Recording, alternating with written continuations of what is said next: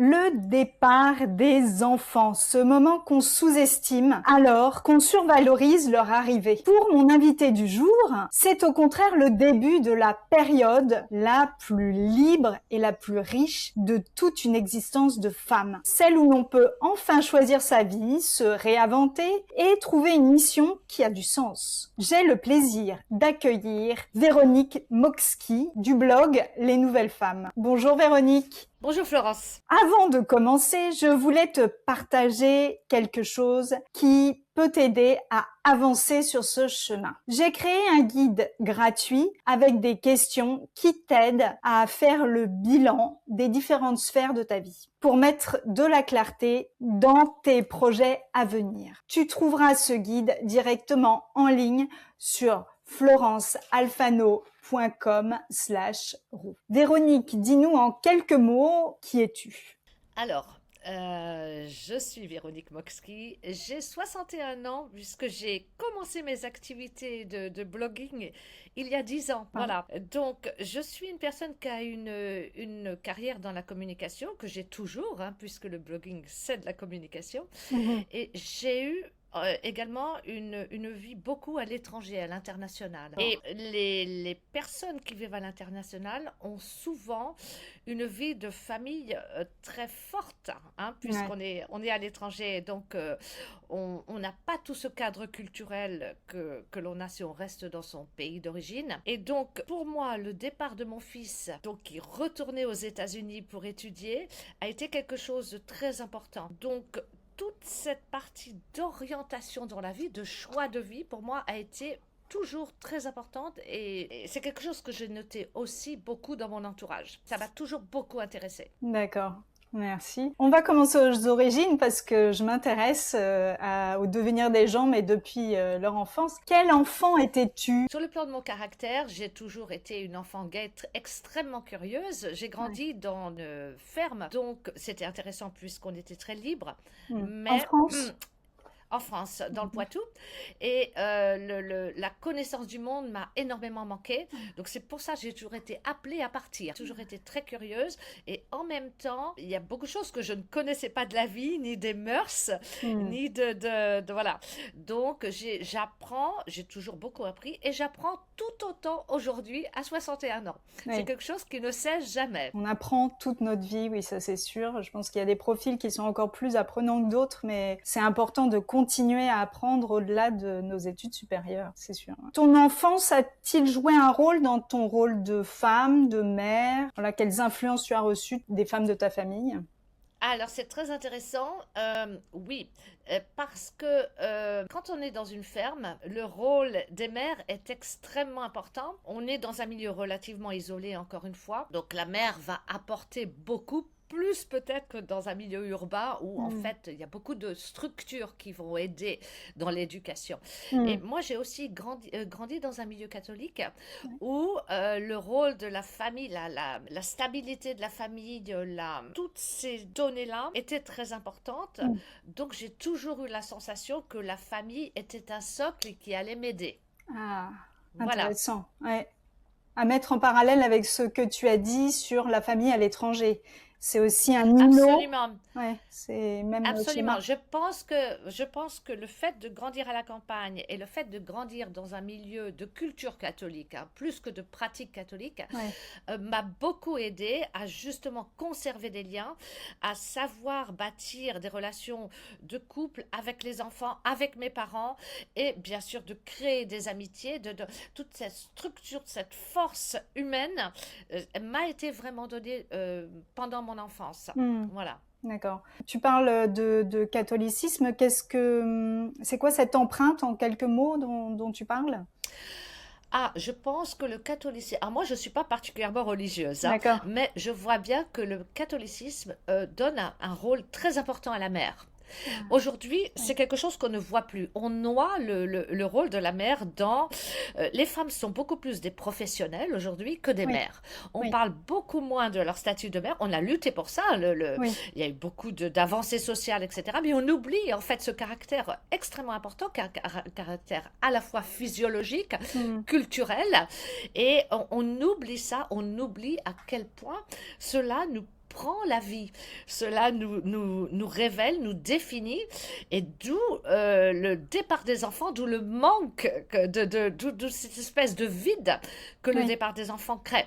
Oui, tout à fait. Oui, oui, le rôle de mère est beaucoup plus dessiné, défini, peut-être pour les catholiques. Oui, je vois ce que tu veux dire. Je pense dans toutes les Les religions, religions. Oui. puisque les religions tendent à donner une place sociale à l'homme et à la femme, et on a beaucoup lutté contre ça, Oui. beaucoup lutté, mais il reste euh, en tous les cas, si on enlève cette partie sociale, il y a quelque chose qui vient de notre propre corps, en fait, hein, qui est fasciné par les enfants, par l'éducation, Oui. par la famille, par les liens.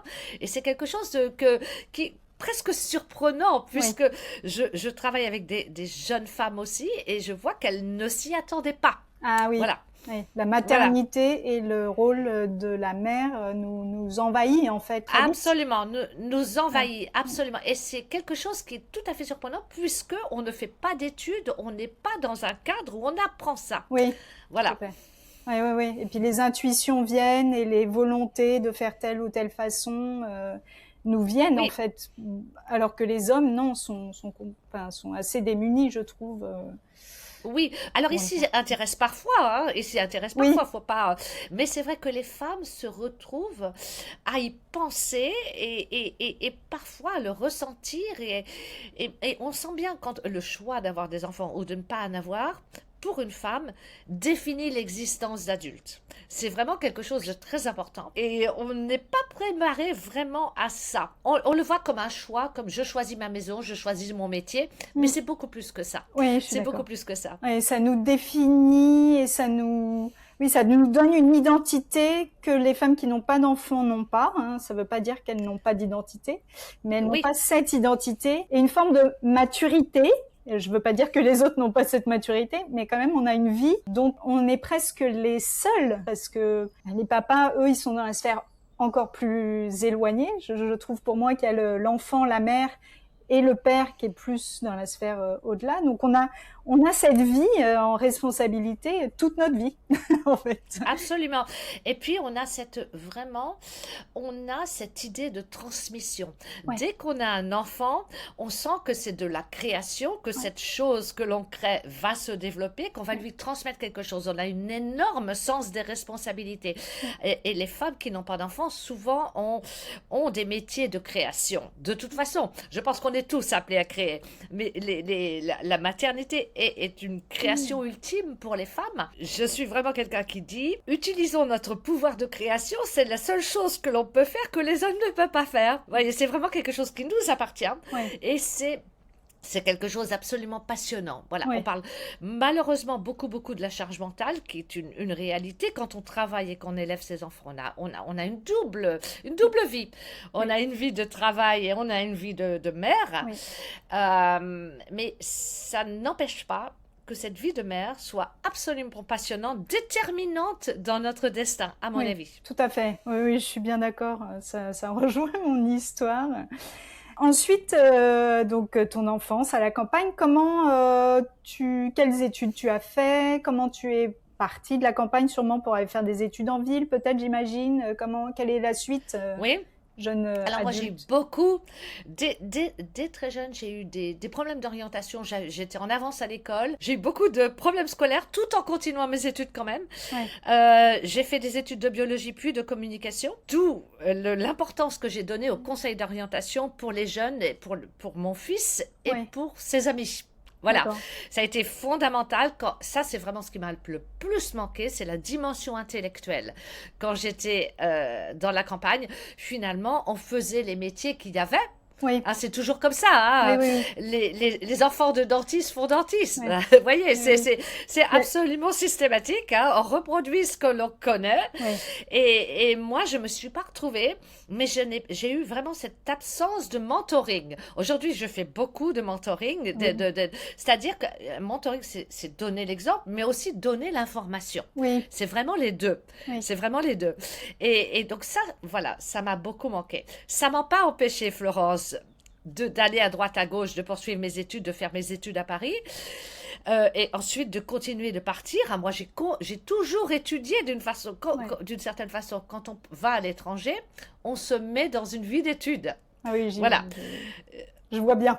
Voilà, tu vois ça, voilà. On n'étudie pas forcément les langues, mais on Non. étudie la culture. On est continuellement, on est toujours dans un environnement d'apprentissage, toujours. Ouais. Ça, c'est quelque chose d'indispensable pour moi. Donc voilà ma vie. Ça a été assez difficile de déterminer que je devais partir parce que j'aimais beaucoup le milieu de la campagne. Je l'aime toujours beaucoup. Ouais. J'ai aussi étudié la biologie, mais voilà. Donc, les problèmes d'orientation, que l'on soit jeune, que l'on soit âgé, à n'importe quel âge, y compris au moment de la retraite, y compris pour les hommes, c'est un sujet qui m'a toujours passionnée. Oui, tu parles d'orientation tout au fil de la vie, en fait. C'est ça. Absolument. Ouais, d'accord. Voilà, trouver sa voie à n'importe quel moment de sa vie, parce qu'on peut en changer, bien évidemment. C'est ça, ouais. Donc, continuer à apprendre toute sa vie. Et ne pas hésiter à se réorienter en fait et à trouver sa voie et à requalifier sa voie. Des fois, on se sent pas complètement aligné et donc on peut bifurquer, changer de voie. Absolument. Et c'est quelque chose que l'on fait, par exemple, les Américains. Moi, j'ai vécu pas mal de temps aux États-Unis. Ouais. Eh bien, ils vont vous dire parfois, vous pouvez changer tous les 5 ans. Alors, c'est souvent les métiers. Hein. Oui. Quand on est une femme, on ne change pas d'enfant tous les 5 ans. Donc, c'est quelque chose. C'est quelque chose qui nous détermine dans le sens où, quand on est une mère, on l'est à vie. Hein. On n'arrête pas d'être une mère, hein, même si on ne voit plus ses enfants. Mais en termes de lieu de vie, en termes de métier, oui, c'est quelque chose qui peut être très fructueux de changer, pas pour tout le monde. Par exemple, aujourd'hui, je regarde les personnes avec qui j'ai vécu depuis que j'ai 20 ans, donc ça fait 40 ans, donc en 40 ans, on voit quand même le choix, on voit en fait le fil de notre vie. Eh bien, il y a un certain nombre de personnes qui n'ont quasiment jamais changé, ou pas du tout. Voilà, c'est aussi une question de nature. C'est une question de nature. Je ne sais pas si tu connais le Human Design, mais en Human Design, on a des types, je crois que c'est le bon terme, et donc il y a des gens qui sont investigateurs, ce qu'on disait, les gens qui adorent apprendre, et les gens, alors on a 2 pôles, et les gens qui expérimentent aussi beaucoup. Mais il y a des gens pas du tout. Il y a des gens, c'est plutôt leur rôle social qui est leur clé de vie, voilà. Donc on a chacun en fait une petite clé, petite dose énergétique à la naissance, et c'est ça qui nous guide dans la vie. Et donc quand on sait qu'on a ces clés-là, on se connaît mieux en fait. Absolument. D'où l'importance de se connaître. Ouais. Alors, on se connaît par l'introspection, par la lecture, par la discussion. Ouais. Et puis, on se connaît beaucoup par l'expérience. On voit très vite si on aime voyager ou pas. Ouais. On voit si on aime les études ou pas. On aime si on aime les hommes ou pas. Si on aime les enfants ou pas. Voilà. Ce sont des choses qu'on l'on doit. Et quand on se sent mal à l'aise, c'est souvent qu'il nous manque quelque chose. Donc, ajoutons quelque chose, ajoutons une expérience par exemple, et voyons si ça nous apporte une réponse. Voilà, il faut avoir cette curiosité de compléter sa vie. Et pas forcément par des grosses choses, mais en ajoutant notamment des lectures, puisque la lecture, c'est ce qui est le plus facile à emporter avec soi, et c'est ce qui est de plus profond. Donc, la lecture évite de se déplacer très loin, évite de se tourmenter, ça aide énormément. Voilà. Oui, tout à fait. Tu parles de malaise, donc on peut ressentir dans sa vie comme quelque chose, alors je parlais d'alignement tout à l'heure, mais comme un petit malaise à un endroit. Il faut aller creuser ce petit malaise en fait pour mieux se connaître et puis aller vers une vie un peu plus épanouie où il y a un peu moins de malaise en fait. C'est un petit peu ça que tu apportes. Oui, alors il y a aussi ces grands personnages qui nous disent faut pas faire ça, il faut plutôt se maîtriser et continuer l'œuvre dans laquelle on est. Voilà, donc tout dépend comment on se situe. Est-ce que l'on construit quelque chose et que l'on doit conserver son énergie pour passer tout ce qui est désagréable, ou est-ce qu'on choisit de bifurquer, de sautiller et d'être de baser sa vie sur son propre bien-être. On est toujours dans ce dilemme. Oui. Hein. Est-ce que je suis une voix sociale où je vais contribuer dans la société et je vais réprimer parfois mes envies, ou est-ce que je vais être la personne épanouie et parfois au détriment d'autres choses, d'une construction plus globale. Oui. Voilà. En même temps, de mon point de vue, plus on est épanoui, plus on a un rayonnement social qui fait du bien aux autres et qui nous permet d'être en lien plus facilement. Alors, c'est possible. Simplement, les biographies de personnes, par exemple, là je parle vraiment des personnes, les personnes qui ont vraiment eu un rôle majeur dans la vie, dans la société, dans la culture, sur un large spectre, sont des personnes qui très souvent n'ont pas du tout choisi l'alignement avec eux-mêmes. Ils ont des valeurs, ils ont des principes, on va dire. Ouais. Et ce sont des gens qui ont la capacité de lutter. La capacité de lutter contre la société et contre eux-mêmes, contre leurs envies, contre leurs désirs de calme. Vous voyez, c'est pas aussi simple. C'est pas aussi simple. Tu as des exemples à donner? Tous les grands hommes politiques, je pense beaucoup aux grands hommes politiques qui ont laissé des traces, toutes les grandes femmes politiques aussi. Oui. Pour les femmes, ce qui est intéressant, c'est que il faut vraiment bien se maîtriser, être sereine avec soi-même quand on élève des enfants, puisqu'on ne peut pas leur transmettre nos doutes et nos tourments, vous voyez. C'est toujours un peu ça. Donc c'est là que nous, on a intérêt d'être alignés. Oui, c'est ça. Nous, on a intérêt à être alignés parce qu'on ne peut pas transmettre ça à des personnes que l'on éduque. Oui, oui. Mais une fois que ces personnes sont grandes et donc qu'on va se remettre dans une vie, celle dont tu parles, donc cette vie de femme libre, là, on regarde les choses différemment. Et on est sur du plus long terme. Alors, c'est toujours du long terme, les enfants, hein. Mais on est moins sur de la gestion émotionnelle, de la gestion du quotidien.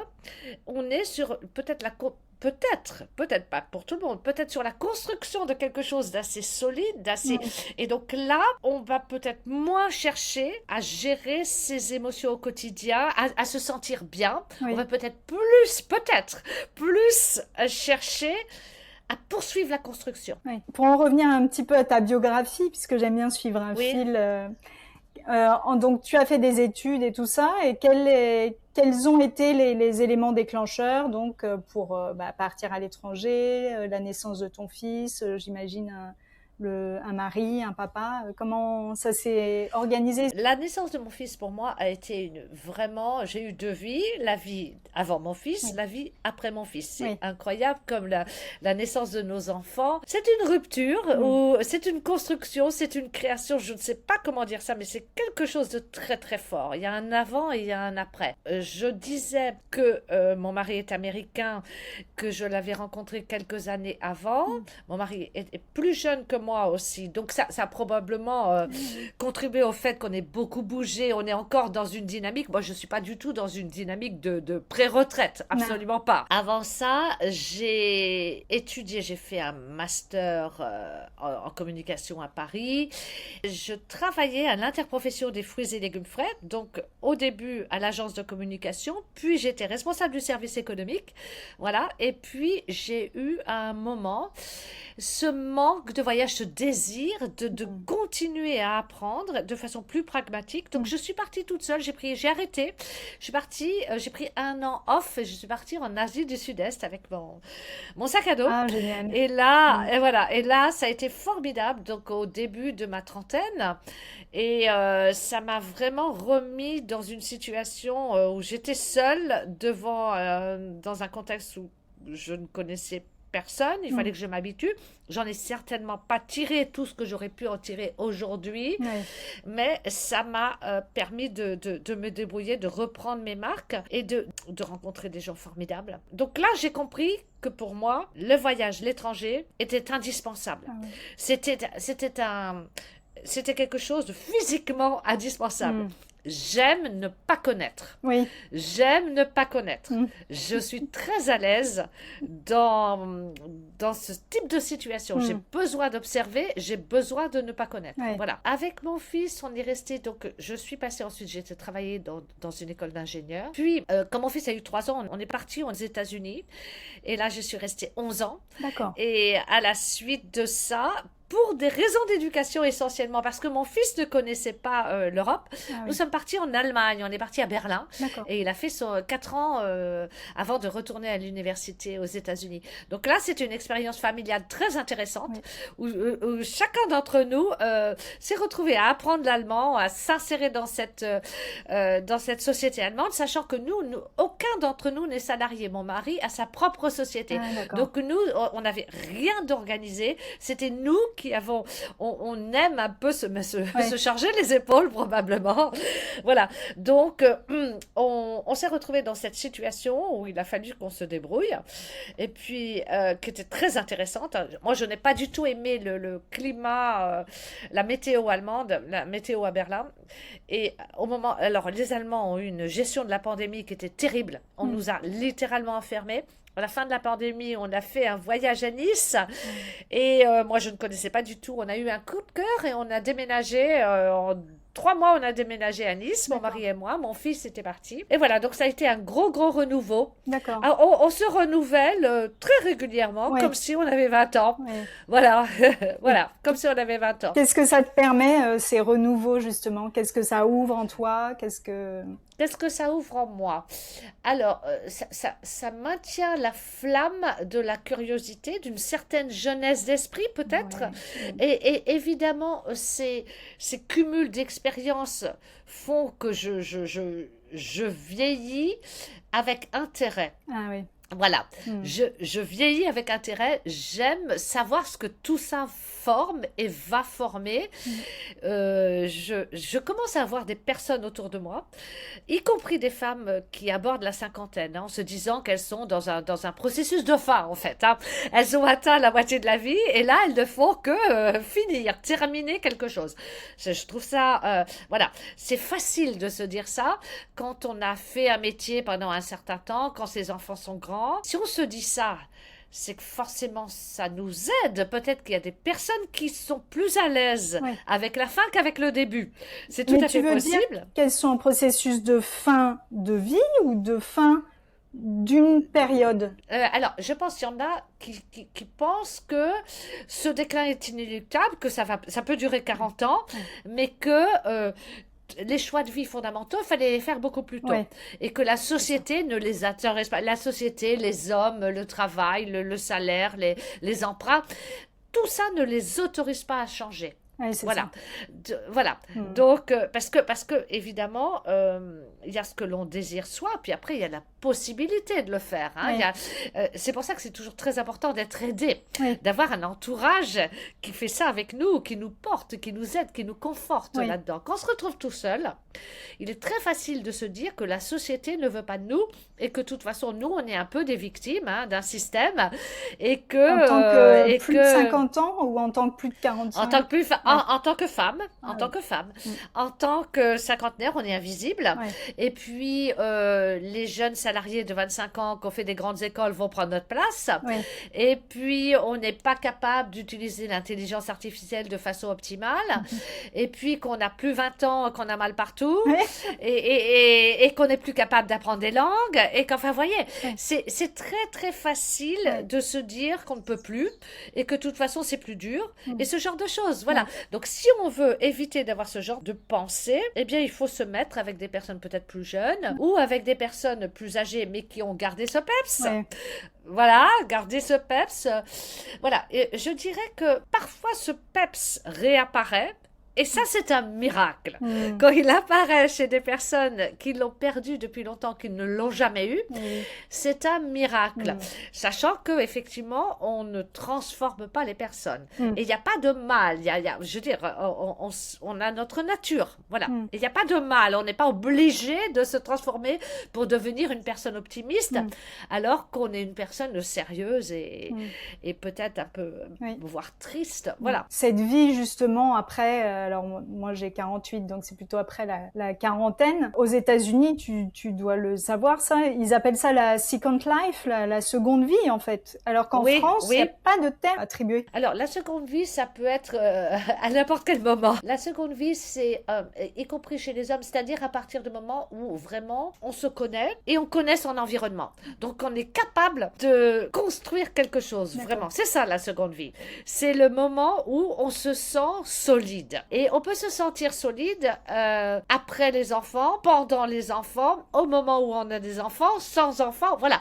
Mais c'est vrai que le fait que les enfants grandissent et partent, pour les femmes, c'est souvent, surtout quand on a dû arrêter le travail ou prendre à mi-temps pour des raisons logistiques, c'est que c'est souvent ça, ça peut être vraiment une seconde vie dans la mesure où on se sent en pleine possession de ses capacités et on va recommencer quelque chose de longue haleine. Ce qui est difficile, c'est qu'on voudrait le faire en 1 an ou 2 ans ou 3 ans. Alors que finalement, il va falloir des décennies, souvent, pour reconstruire. C'est long. Ouais. Une seconde vie, on ne fait pas une vie en 1 an. Ou en 1 mois. Quand on dit une première vie et une deuxième vie, la première vie, elle dure 40 ans. Elle dure pas 1 an. Donc c'est ça. Il faut se mettre dans un processus de longue haleine. Et c'est ça qui est important. C'est très intéressant. On redémarque ça. Ouais. Voilà. Très intéressant ce que tu dis. C'est vrai que quand on arrive, on va dire à 40 ans, on a eu 20 ans pour se former, se préparer, grandir. Et puis, on a 20 ans eu une première vie. Donc, il faut imaginer que les 40 prochaines années, c'est pas pareil. Juste changer d'emploi, en fait. Absolument. C'est accepter qu'il va falloir du temps pour changer ses pensées, sa façon de voir le monde, se mettre dans une situation qu'on ne connaît pas. Et on a eu quand même 12 ans d'études entre, je crois, l'école primaire et le lycée, plus les études après. Donc, tout ça prend beaucoup de temps. C'est vraiment quelque chose d'important quand on veut une seconde vie, qu'on le désire, qu'on veut le mettre. Il faut se dire que c'est un choix qui va nous emmener jusque très tard. Ouais, voilà. Et c'est cette construction qui est intéressante. C'est pas cette période de switch, elle se voit. On a tendance à ne regarder que ça, mais finalement, quand on regarde le résultat, c'est pas ça qui compte. C'est la persistance, c'est la patience, c'est la persistance, c'est le fait de poursuivre et c'est le fait d'avoir confiance. Eh oui. Voilà. Très important. Confiance en soi et confiance que les choses vont se faire, en fait, parce que ce qui est dur quand on fait des projets, là, je vois par exemple dans la préparation de mon départ au Japon, c'est qu'il y a plein de petits éléments à faire avant et je suis toujours pas au Japon, en fait. Et du coup, cette vie, elle est encore irréelle, elle est encore rêvée. Il faut que je m'accroche à cette confiance que je vais arriver à mon objectif, à au moins partir là-bas dans quelques mois. Oui. Alors, Florence, on sait qu'il y a 2 types de personnes. Il y a des personnes qui vont adorer préparer et qui vont être très déçus par le voyage. Ça, c'est mais c'est classique. Il y a plein d'études. Il y a plein d'études là-dessus. Il y a des gens qui aiment la préparation, qui aiment beaucoup moins la réalité. Et puis, il y a des gens qui aiment la réalité, le fait d'y être. Donc, moi, mon conseil dans ce genre de choses, c'est arrête de préparer, vas-y, tu y vas. Tu as besoin d'un visa. Mais j'ai des choses à préparer quand même. Oui, alors tu as peut-être des choses à préparer qui ne sont pas liées au voyage, mais qui sont liées aux enfants. C'est ça. Qui sont liées, voilà. Il y a des choses à fixer sur place. C'est ça. Mais je vois tous les gens qui voyagent, ils y vont. Alors effectivement, c'est ça qui est un petit peu, quand on commence une deuxième vie, même si on passe pas sa vie au Japon, il y a des choses à régler sur la première. Et d'autant plus qu'on n'arrête pas sa première. Il y a des choses engagées. Voir sa famille. Voilà. On ne jette pas ses enfants. On ne jette pas ses parents. Il y a des choses engagées, exactement. Et il y a des choses qu'on doit. Voilà.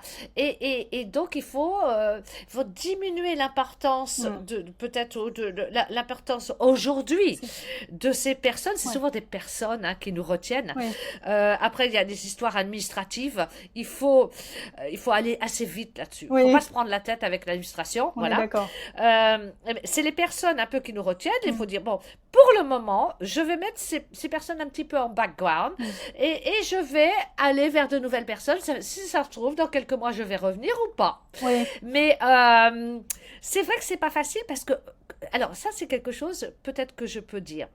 quand on part, il y a des personnes qui supportent pas notre départ. Il y a Oui. des gens qui sont très heureux pour nous et il y a des gens qui ne veulent pas qu'on parte Oui. et qui nous font la tête et qui ne voudront plus nous parler Oui, oui. parce qu'on les a abandonnés. Je suis Voilà. d'accord.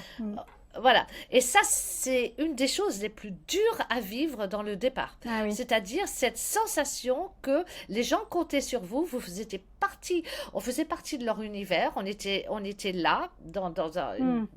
Et quand on vide cette case alors qu'ils n'ont rien demandé, ça, c'est dur pour eux. Et c'est pas facile à gérer. Non. Je dirais que c'est la chose la plus difficile. En même temps, c'est un beau cadeau pour eux de peut-être creuser qu'est-ce que ça crée comme vide en eux, parce que ça leur appartient finalement.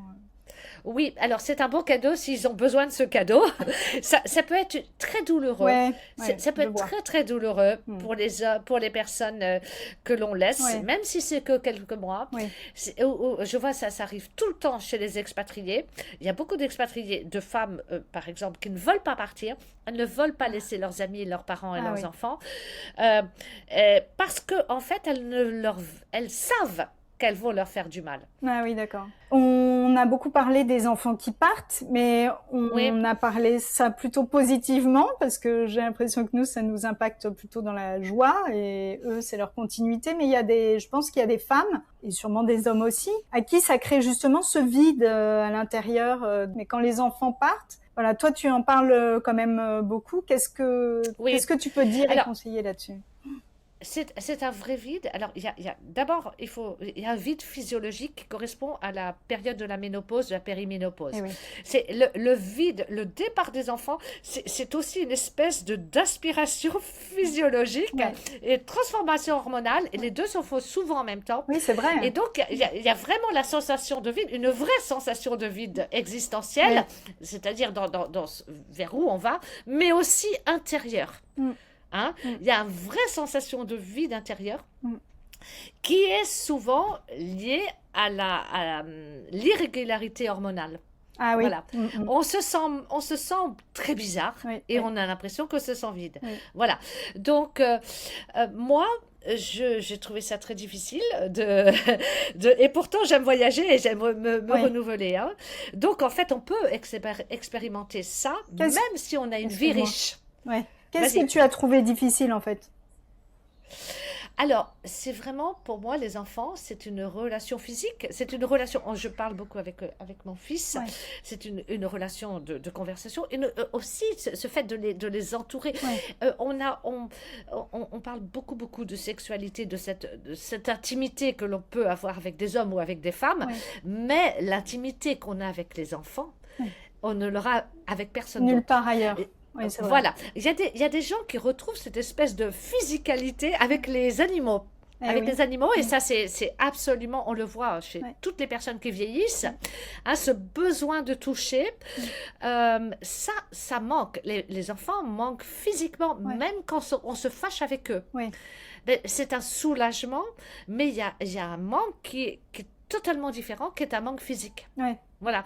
Et donc, faut l'accepter. Et il faut se retrouver des amis que l'on peut serrer dans ses bras, par exemple. On se rapproche souvent de son mari, que l'on voit plus, ou de son conjoint, quel qu'il soit. Ou c'est aussi le moment où on s'aperçoit que ce conjoint, justement, on n'a pas... évidemment qu'on ne transfère pas ses enfants dans son conjoint. On voit, il y a beaucoup de femmes qui laissent leur conjoint... qui se séparent. Oui, parce que on pense que cette rupture, par exemple, cette transformation de la vie, elle concerne tout. Elle concerne le boulot. Ah, tout d'un coup, j'en ai marre de mon boss. Je veux changer de métier, je veux changer de mari, je veux déménager. Mais voilà, on a l'impression que ça concerne toute la vie. Alors que non, faut pas tout confondre. Faut pas tout confondre. Voilà, faut pas tout mélanger, exactement.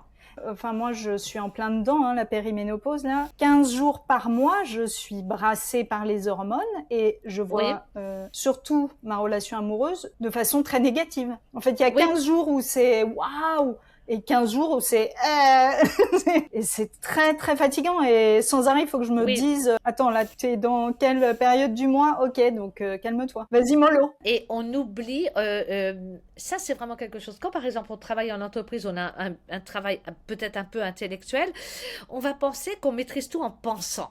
Ouais. en pensant, en raisonnant, en imaginant, etc. Mais non, on est quand même totalement dirigé par notre corps. Moi, je pense que avant tout, nous sommes des corps et nous Mm. sommes dirigés par notre corps. Ouais.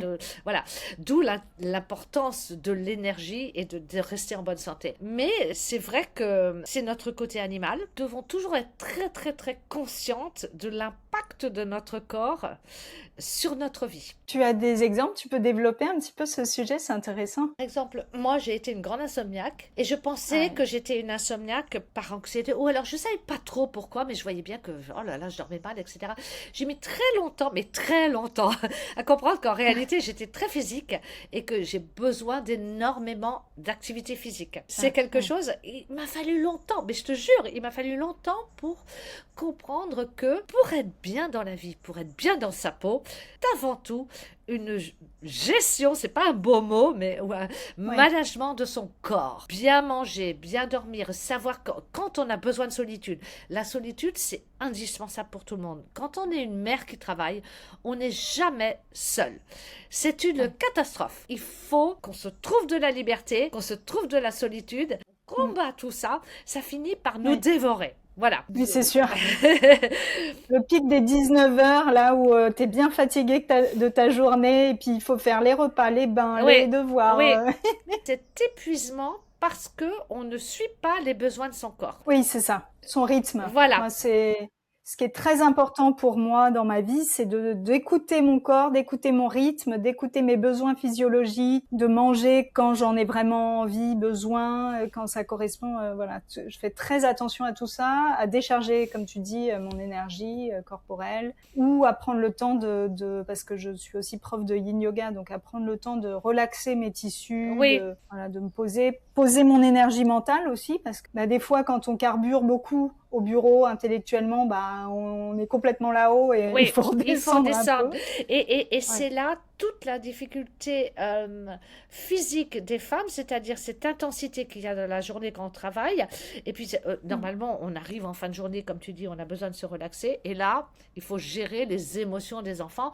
C'est quelque chose de très dur. C'est pour ça qu'aujourd'hui, moi, j'ai eu la chance de voir toutes sortes de modèles familiales. Et je pense que quand les enfants, il y a deux périodes où c'est difficile. C'est quand les enfants sont ados et quand les enfants sont petits. Ces deux périodes-là, je pense qu'il faut travailler le moins possible ou pas du tout. Ça serait l'idéal. Ça serait l'idéal. C'est une telle demande physique à des horaires qui sont épuisants qu'il vaut mieux, vraiment, il vaut mieux s'y consacrer le temps nécessaire et pour être libre à côté. C'est vraiment ce que je prône, de travailler par étapes, selon la... Je suis d'accord. Voilà. C'est un travail à plein temps. Absolument, voilà. Les Françaises acceptent de plus en plus d'en parler, mais c'était impossible avant, impossible. Le rêve de toute Française de ma génération qui a fait des études, c'était de travailler, de gagner de l'argent, pour pouvoir divorcer au cas où, et puis de grimper et de grimper. Donc, tu vois, et ça, cette espèce de butte collective a été très, très difficile à gérer. Et je pense aujourd'hui que c'était une erreur. Je pense que collectivement, on devrait s'y prendre différemment, à mon avis. Et du coup, une femme, justement, dans la quarantaine, au début de la cinquantaine, les enfants partent. Elle n'a pas forcément beaucoup travaillé, elle n'a pas forcément beaucoup de pécule, mais elle veut créer sa seconde vie. Comment toi tu l'accompagnes là-dessus? Comment t'orientes ça? Comment tu lui donnes les moyens? D'accord. Alors moi, je fais comme toi, c'est-à-dire que je regarde toujours la vie totale. On ne réinvente pas quelque chose à 40 ans. Si, on améliore, on change, on transporte, parfois profondément, mais on regarde toujours ce qui s'est passé avant. Alors, il y a des personnes qui sont en situation, par exemple, qui viennent de pays en guerre ou qui viennent de... Il y a des gens qui ont une vie complètement dictée par la politique. Ouais, donc, regardons déjà quelle a été la liberté de la personne. Comment est-ce qu'elle a géré sa liberté? Donc, je regarde vraiment la situation, l'évolution de la personne, parce que typiquement, quand on a 40 ou 45 ans, le fil de notre vie est déjà largement déroulé. En fait, très souvent, finalement, on a la sensation physique qu'il faut tout le bouleverser, divorcer, changer de métier, changer de déménager, etc. Alors qu'en réalité, c'est une sensation physique qui est désagréable, mais notre chemin, on l'a déjà bien tracé. Finalement, je trouve que la situation est plus facile que ce que l'on croit. Est-ce que tu comprends? D'accord. Hein? La situation est souvent plus simple. Bon, s'il faut faire faire un voyage, on fait un voyage, mais finalement, ça dure pas si longtemps que ça. Tu vois ce que je veux dire? Oui, On a besoin oui, d'un break, faut marquer le break, c'est tout à fait normal. On peut reprendre des études, on peut, donc tout dépend des aspirations des personnes. Si on veut se mm, séparer du père des enfants, là, c'est une vraie, oui, c'est quelque chose de très, très important. On peut s'en oui, séparer, par exemple, de façon temporaire. J'ai eu des personnes, oui, je me souviens de plusieurs cas de personnes qui étaient en province et qui sont allées travailler pendant la semaine à Paris ou dans les grandes villes de France. oui, Besoin de se remettre dans une situation professionnelle plus intéressante, donc dans des grandes villes. Donc, eh bien, on mm, va pas forcément se séparer, on va pas se séparer, mais on va se séparer la mm, semaine. On va faire oui. comme les étudiants. Et on Oui, j'ai va... déjà vu ça. Voilà, Mm, ça c'est mm, quelque chose que je trouve qui est une tendance en mm, France et je trouve que c'est très oui, bien. oui, Et puis au bout d'un moment, bon, on en aura peut-être assez ou pas. Et finalement, peut-être le conjoint va déménager aussi. Finalement, ce que l'on pense être une énorme transformation globale de la vie, mm. il faut d'abord essayer de faire des ajustements. Oui, et cette période de vie seule est importante, je trouve, si on ne l'a pas eu avant. Ça permet de d'affiner sa connaissance de soi et aussi d'apprendre à aimer cette solitude quand on a passé, par exemple, toute sa vie avec son mari, ses enfants et qu'on n'a jamais eu ces moments seuls, parce que pour certaines, c'est le cas, et je pense que c'est Oui, intéressant. c'est intéressant. Mm, Alors, je dirais, moi, j'en ai moins rencontré, puisque, alors, il y a toujours des personnes qui ont des enfants très jeunes, mais mm, pour les personnes que je suis, ce sont plutôt des personnes, des gens qui ont des enfants plus âgés, qui ont fait des oui, études et puis qui ont c'est ça. travaillé, qui ont eu des responsabilités, qui ont eu des enfants plus âgés. Donc, la situation est un petit peu différente. On a besoin de vivre seul, c'est indispensable, mais je dirais que c'est même pas vivre seul, on a besoin de solitude absolument au quotidien. C'est normal. C'est ce que tu disais tout à l'heure, les mamans qui travaillent et qui n'ont pas ces temps de soupape pour elles, en fait. Absolument, qui Parce que explose. souvent on enchaîne donc le soir le pic de 19h là dont je parlais avec le mari et les discussions Voilà. avec le mari qu'on est content de retrouver Ou pas, ou pas. Et c'est là le ou pas. problème. Pardon. C'est-à-dire que, non mais quand on a, C'est-à-dire que moi je suis une maman solo donc je, je projette. tu projettes, oui, c'est très difficile d'avoir un conjoint, un boss avec le boulot, l'argent, les horaires et tout, et des enfants. La première chose que l'on va faire tomber en tant que femme, c'est son conjoint. On peut pas larguer ses enfants et Oui. notre culture de française nous dit n'arrêtons pas notre travail parce que si je dois divorcer, je Ouais. dois conserver mon travail. C'est là que pour moi c'est une erreur. Il faut accepter de dire tu assumes pour deux à son conjoint, moi je m'occupe de la famille, je n'en peux plus. Il faut avoir ce courage-là de dire que les enfants sont plus importants que le salaire. Parce que c'est ça au bout d'un moment. C'est très important de pouvoir se le dire alors qu'on a été, je le dis on, parce que je le vois toujours, on a été totalement formaté pour dire non, non, j'ai fait des études, si j'arrête ma carrière, je suis foutu à vie. C'est une erreur. Oui, mais ça peut être vrai pour certaines Ça femmes. peut être vrai. C'est-à-dire qu'elles peuvent se retrouver, le mari, c'est lui qui part en fait, Oui, c'est lui qui largue le bateau. ça peut arriver, mais on sait que la relation du couple, ça n'est pas du tout évident. C'est un choix. Il y a pas, on n'a pas vraiment de raison de rester toujours avec quelqu'un. Si on le fait, c'est parce qu'on l'entretient. Quand on dit qu'on doit l'entretenir, ça n'a rien d'évident. Ça n'a rien d'évident. Il faut l'entretenir, c'est un vrai travail. Et dans les pays dans lesquels j'ai vécu, et puis j'écoute, je regarde ce qui se passe dans les autres continents, etc. Je pense qu'ils sont plus logiques avec ça. Moi, quand j'ai commencé à travailler, on était le pays du monde où le taux de travail des femmes avec des enfants était le plus élevé du monde. Ça met une sacrée pression, tu vois. Donc c'est évident qu'à un moment, il va y avoir un problème. Et il y a deux problèmes pour aller très très vite quand même, parce qu'il faut rappeler, soit tu vas prendre un mi-temps, et si t'es pas dans un milieu extraordinaire, tu vas faire un travail d'assistance, ou tu vas pas faire un travail de vraie création. Tu comprends ce que je veux dire? Tu vas pas, ça va pas être un travail super épanouissant. Soit, voilà, c'est ça. Ou alors tu arrêtes, ou alors tu fais un travail, mais ça va être dur, ça va être très dur physiquement. Imagine que l'on met tous les hommes avec des postes de responsabilité à gérer les enfants entièrement. Mais ils peuvent pas non plus, il n'y a pas que nous qui pouvons pas. Personne ne peut. C'est ça. Tu vois? Très compliqué, c'est sûr. Quelles sont les croyances limitantes que tu rencontres chez les femmes et chez les personnes que tu accompagnes? Quels sont les freins à créer une seconde vie qui leur ressemble un peu plus? Alors, les personnes globalement qui viennent chercher de l'aide sont des personnes qui ont envie de le faire. Donc, je dirais que les croyances sont plutôt chez les personnes qui vont pas venir. C'est des personnes. Par exemple, je vois, notamment chez des personnes que je connais depuis très longtemps, dont je vois le cumul du renoncement. Tu vois, c'est beau, c'est ça. le cumul du renoncement. Tu vois, Ouais. c'est-à-dire que ça s'est pas fait en une journée. Ça s'est fait en de multiples choix, des choix de préservation qui ont été faits continuellement. Et au bout d'un moment, tu vois les 40 ans de différence de vie. Et il y a des gens qui sont absolument ravis de la vie qu'ils ont, mais il y a aussi une espèce de déception. Quand on change tout le temps, c'est aussi difficile. Hein. Faut pas louer toujours les personnes. Hein. C'est aussi une question de caractère. Mais là, les personnes qui ont fait une série de renoncements, c'est pas des personnes qui vont chercher à changer. Elles vont surtout essayer d'apporter au quotidien de la joie, des petites choses, des nouvelles activités, tu vois, des petites choses, des petites choses qui leur redonnent de la joie. Ce ne sont pas des personnes qui vont se remettre en question complètement. C'est une nature de se remettre en question, tu vois? Oui, c'est ça. C'est ce qu'on disait tout à l'heure. Voilà. Ces renoncements, si je creuse un petit peu, c'est quoi? C'est des peurs, c'est des manques d'énergie, le regard des autres. Je pense que ce sont des croyances. Je vais pas y arriver. Les gens sont contre moi. Les femmes ont eu beaucoup de croyances. On leur a mis tellement de trucs dans la tête en disant qu'elles étaient des victimes et que puis c'est aussi l'amour des autres. Peut-être que finalement les personnes qui arrivent à partir sont des personnes qui aiment moins. Je pose la question. Hein. Est-ce que tu vois ce que je veux dire? Il y a une douleur dans le fait de laisser les autres. Hein. Mais c'est ce que je te disais tout à l'heure sur les profils en Human Design. Il y en a pour qui la relation sociale est trop importante et il y en a pour qui c'est l'expérimentation, l'apprentissage qui est le plus important. Donc absolument, on peut pas aller contre sa nature. Absolument pas. Et on ne peut absolument pas juger quand quelqu'un dit moi je suis restée parce que je voulais m'occuper de mes parents. Mes parents avaient besoin de moi. C'est même pas je voulais m'occuper de mes parents, mais mes parents me tiraient, avaient besoin de moi.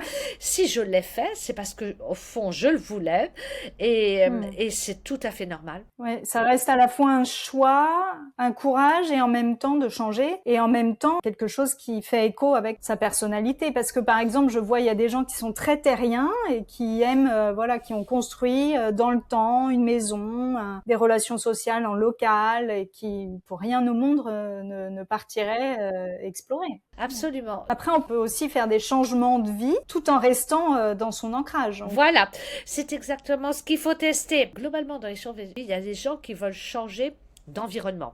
Donc ces personnes-là, il faut qu'elles partent. Donc elles vont aller dans la ville, dans la campagne, dans un autre... Donc il faut regarder, est-ce qu'elles ont besoin de plus grand? Est-ce qu'elles ont besoin de ville?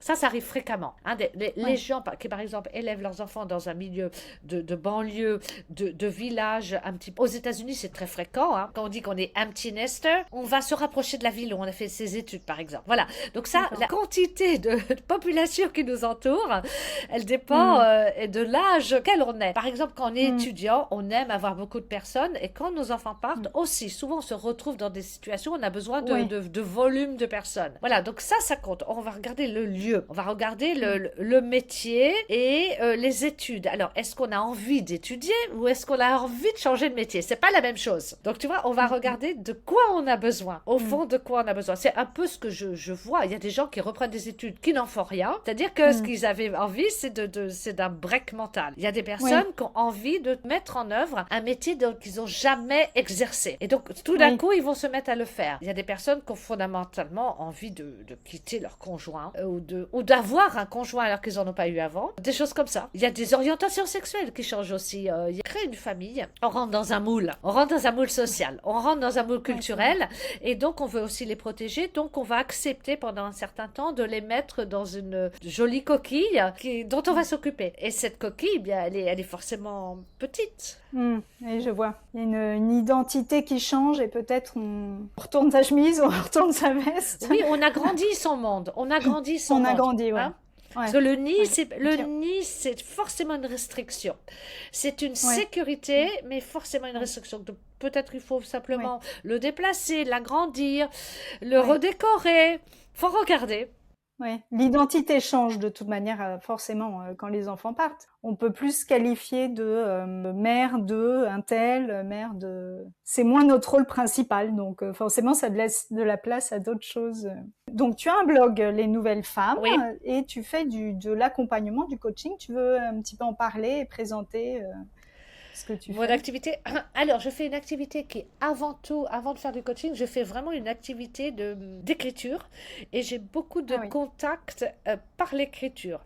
Tu vois, il y a des personnes qui ont besoin de discuter, il y a aussi des personnes qui ont besoin de réfléchir. Et c'est en cela que la littérature compte. La discussion, le coaching, c'est dans l'instant, tu vois, c'est dans l'échange, c'est dans tu dis quelque chose qui rebondit sur moi et je rebondis sur toi, etc. C'est ce jeu de ping-pong. La littérature, le texte, permet de nous plonger, de réfléchir à un sujet. Moi, je travaille beaucoup. Les personnes qui travaillent avec moi commencent par me lire et ont besoin de mettre les choses par écrit. Je vais par exemple conseiller sur des livres, je vais les remettre dans un processus de pensée approfondie et pas forcément dans quelque chose d'émotionnel. Je sais qu'il y a des émotions, bien sûr. La deuxième chose aussi, c'est que j'ai beaucoup travaillé sur le corps. J'ai toute une partie dans mon blog qui parle de l'alimentation et du sport parce que je pense que on le voit à quel point on est déstabilisé avec la maladie. Il y a aussi des personnes qui sont malades, des personnes qui ont des cancers très déstabilisants. Il y a aussi ce besoin de penser en profondeur. Tu vois, ça c'est vraiment le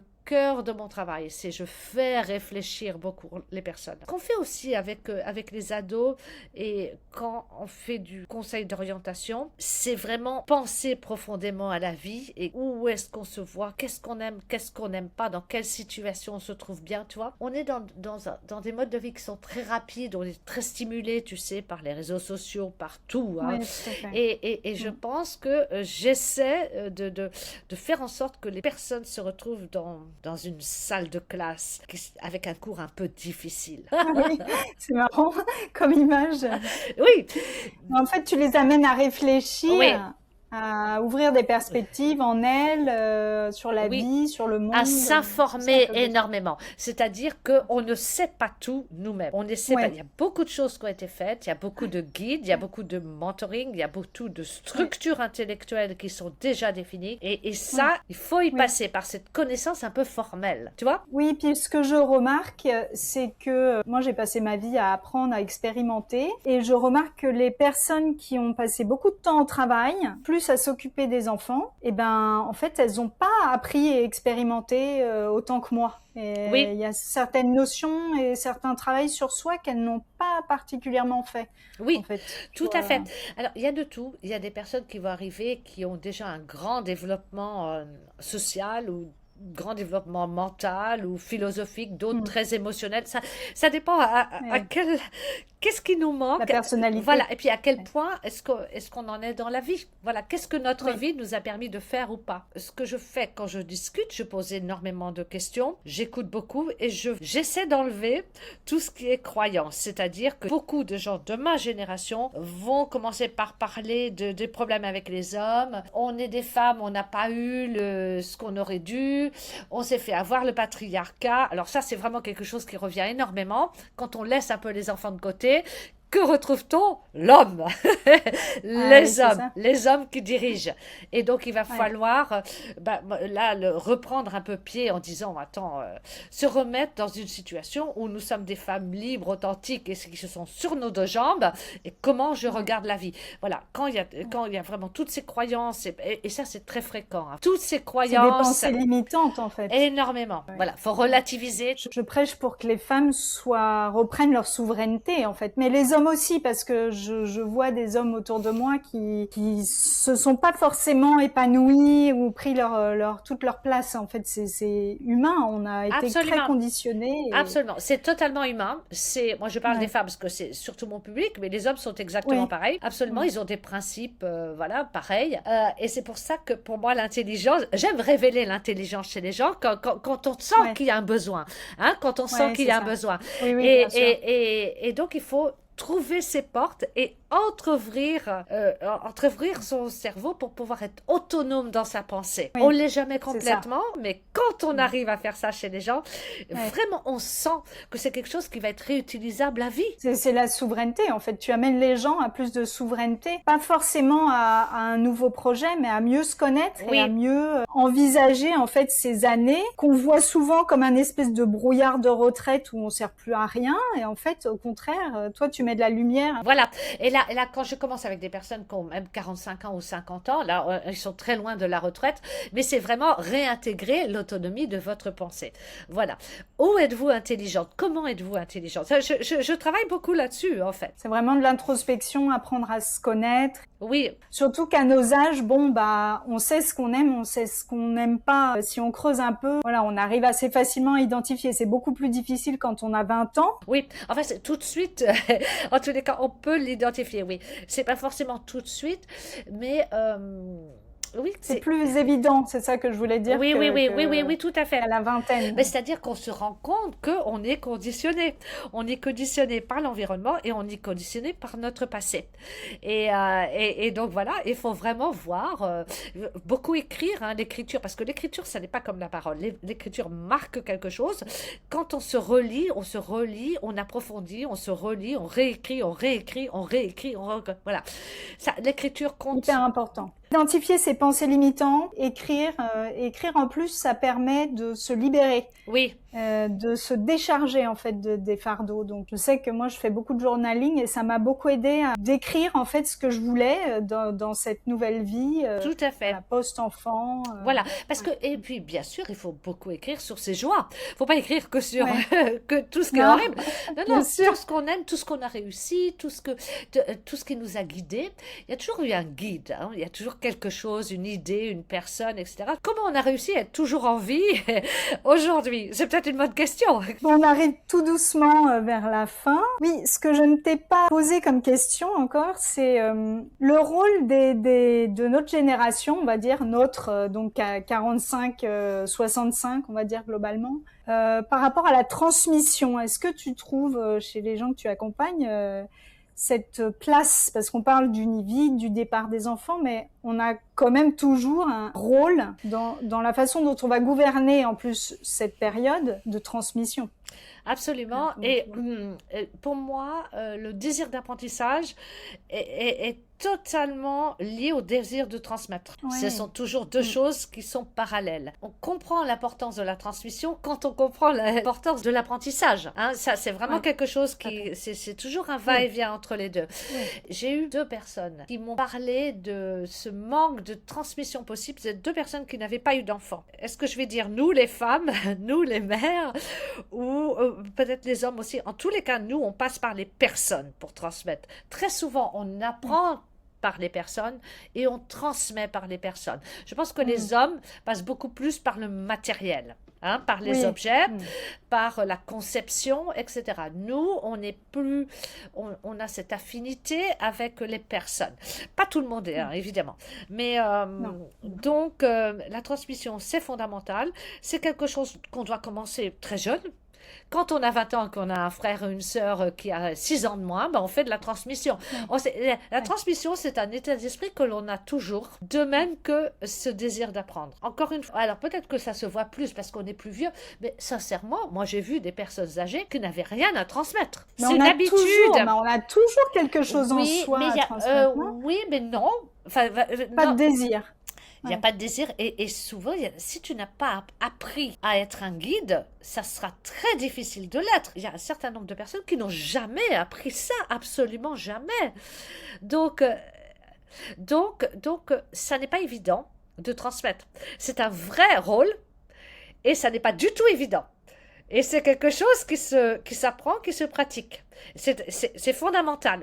C'est fondamental. La transmission, c'est de dire, globalement, tu vas y arriver. En gros, Ouais.